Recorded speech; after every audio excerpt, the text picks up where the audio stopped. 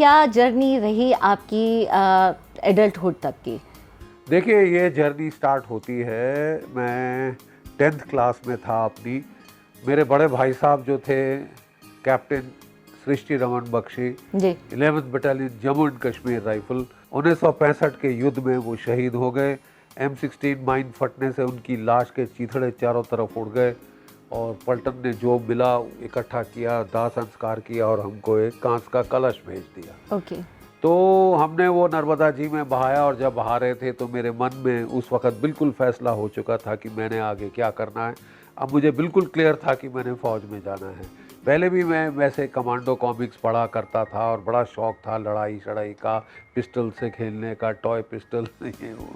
लेकिन फ़ौज के बारे में इतना सोचा नहीं था।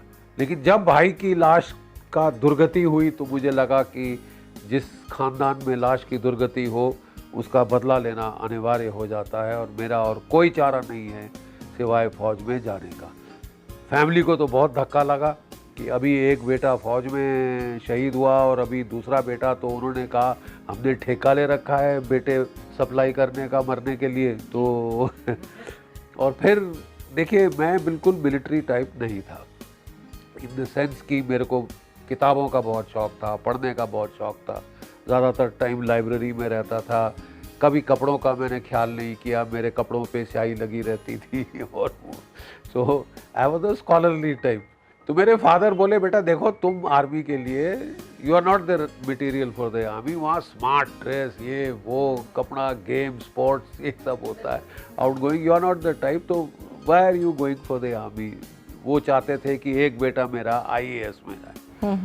तो मैंने कहा फादर अब मेरा माइंड हो गया है मेकअप। तो देखिए सितंबर 1965 में मेरे बड़े भाई साहब शहीद हुए, दिसंबर 1965 में मैंने NDA का एग्ज़ाम दे दिया था और उसके बाद अगले साल मेरे रिटर्न का रिज़ल्ट आए, मैं थ्रू हो गया था और अब मेरे को इंटरव्यू जाना था। तो फिर फैमिली में लड़ाई झगड़े, डिनर टेबल पे बैठे रोज़ झगड़े होते थे, क्यों जा रहे हो, किस लिए जा रहे हो, क्या करना है, you know you are not the type for it, you will be a square peg in a round whole.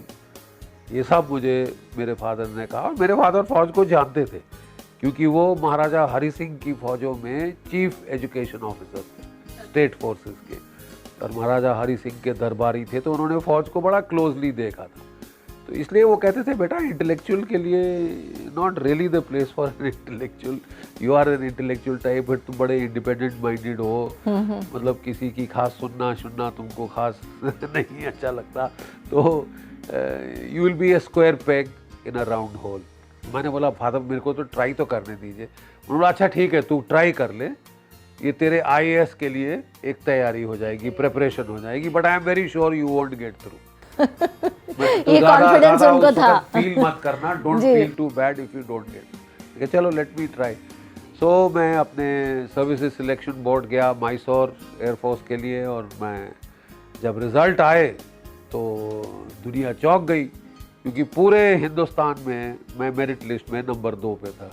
Amazing, मतलब ये एक बहुत ही कहें तो अमेजिंग मोमेंट रहा होगा आपके फादर के लिए भी, क्योंकि कहा तो वो कह रहे थे कि आप इसके लायक नहीं हो, दोस्तों के लिए, सारों के लिए कि ये number 2 in the whole India merit list. तो मैंने फिर अपने फादर को बोला अब देखिए you said I won't make it, I am made, not only made, I am number 2। वो भी बेचारे डांवाडोल हो गए कि शायद ये इसका मार्ग है, ये है। तो बोले अच्छा ठीक है, बड़ा मन मार के उन्होंने बोला तुम जाओ। सोने पे सुहागा मैं अपना सामान पैक कर रहा था तो वो NDA से एक आता है सर्टिफिकेट साइन करना होता है फादर को, इंडेमनिटी बॉन्ड बोला जाता है उसको, और उसमें उन्होंने कहा कि देखिए अगर आपका लड़का ट्रेनिंग के दौरान मर गया, हड्डी टूट गई, पसली टूट गई, तो आप कोई क्लेम नहीं करेंगे सरकार से, ये फादर को साइन करना होता है।